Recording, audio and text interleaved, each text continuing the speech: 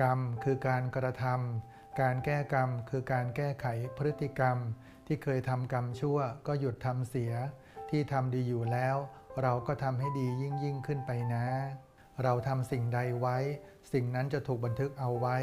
มันจะสะสมและสั่งสมอยู่ในตัวเรารอจนเมื่อถึงเวลาที่เหตุและปัจจัยทุกอย่างพร้อมก็จะแสดงผลออกมาในรูปของกรรมที่เรียกว่ากรรมลิขิตนะกรรมมุนาวัตติโลโกแปลความจริงแท้สัตว์โลกผู้โศกสันเป็นไปตามกรรมสร้างทางชีวันสำนึกมั่นในหน้าที่คนดีเทิน